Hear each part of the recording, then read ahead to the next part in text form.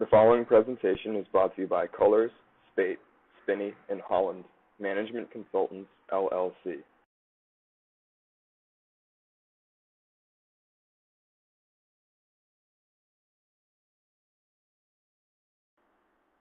The team members consisted of Ms. Lisa Holland, the research leader, Ms. Brittany Colors, research assistant, Ms. Mary Spate, research assistant, and Mr. Scott Spinney, audiovisual coordinator and research assistant.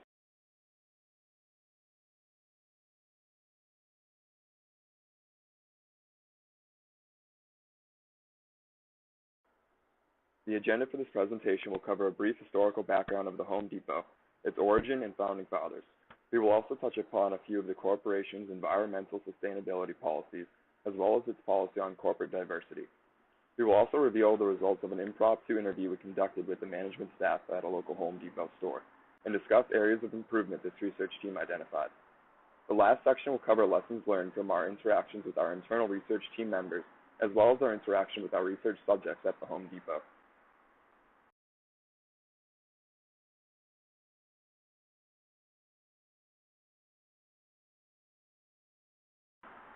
Founded in 1978 by Bernie Marcus and Arthur Blank to provide products and services for home, garden, and construction to private and public suppliers.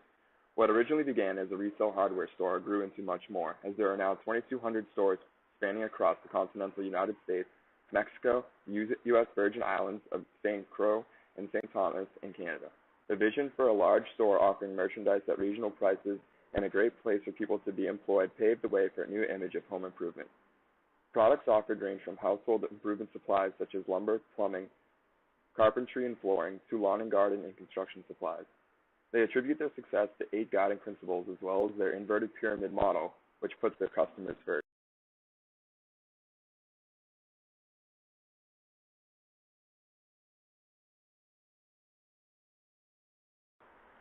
This research paper outlines the corporation's policies on diversity and inclusion, as well as its environmental sustainability policies.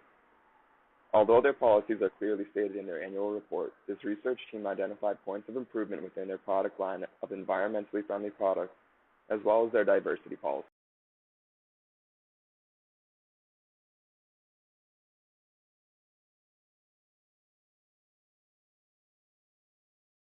The Home Depot is aware of how important it is to protect the environment and are taking steps towards improving their impact upon it.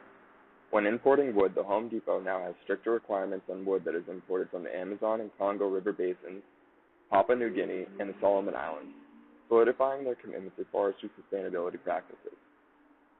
They have also incorporated an eco-options program into their stores to help customers find greener products that have less of an impact on air quality. This program also motivates their suppliers to create greener products to be sold in Home Depot stores.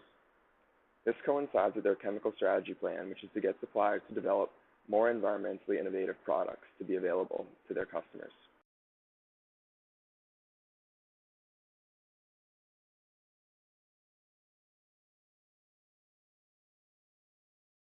The Home Depot has worked towards ethnic diversity in the workplace since they were founded in 1978, and they ensure that everyone is accepted no matter their age, gender, race, military status, or sexual orientation. Their website states that they are more ethnically diverse than the United States working population. This is based upon data from the United States Department of Labor. They also state that the foundation of our commitment to diversity and inclusion was established more than 35 years ago, along with our 8 core values. Their diversity programs also expand to include expecting parents who work full-time for the company and grants them up to 6 weeks of leave with 100% pay. Programs for those getting out of the military are also set up to help them get jobs within the company, giving them a new place to work towards their future. The Home Depot also formulated a partnership with the Home Builders Institute that will train 20,000 tradespeople over the next 10 years. Employee retention has been one of the company's strongest building blocks, as 90% of the company's leadership began as hourly associates. According to the website, the Home Depot states, "We also cultivate a culture where associates want to stay with the Home Depot and have opportunities to grow their career with us." They train all of their employees on the 8 core values, which are creating shareholder value, entrepreneurial spirit, taking care of their people, respect for all people, doing the right thing, building strong relationships, giving back, and excellent customer service. The Home Depot saw how diversity and inclusion could excel their company and can continue to strive towards those goals today.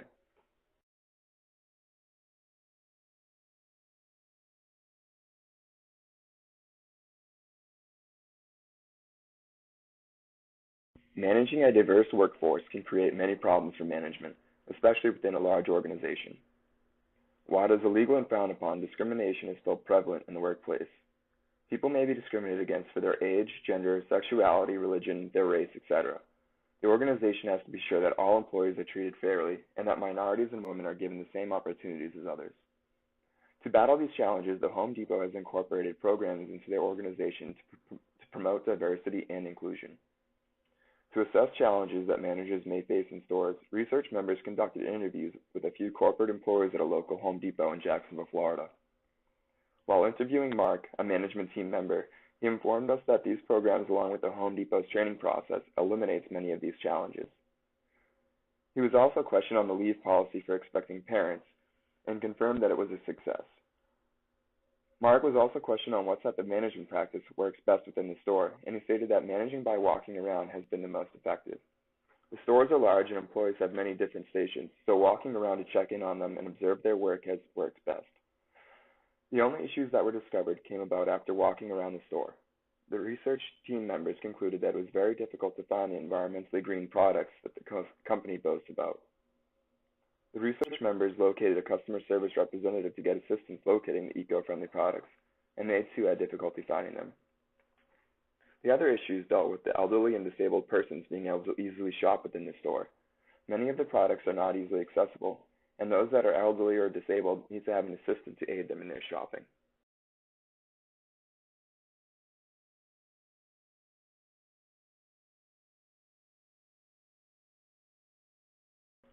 Following the walk around of a local Home Depot and interviewing a few of their corporate associates, the team members noticed it was difficult to locate eco-friendly products within the store, and when asking for help from the store associates, they also had trouble finding the products. Members suggested that the Home Depot create an app that will allow customers to locate products, such as the aisle number and section where they are located. Having a lookup system within each store may also aid customers in locating products. Another suggestion is to have designated shopping times for the elderly and/or disabled persons during certain times. This suggestion came about during the walkthrough of the store, as the research members concluded that many products are not easily accessible. The time would allow for these people to have more Home Depot team staff available to aid them in their shopping.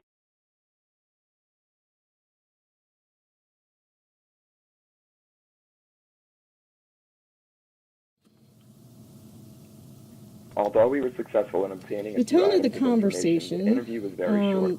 kind of shifted to an almost defensive level. That's one of the reasons we didn't share our recommendations at that time. However, we are taking this under advisement for future research projects. The research team will take this under advisement for future research projects. Since the tone of the conversation had shifted to almost a defensive level, we decided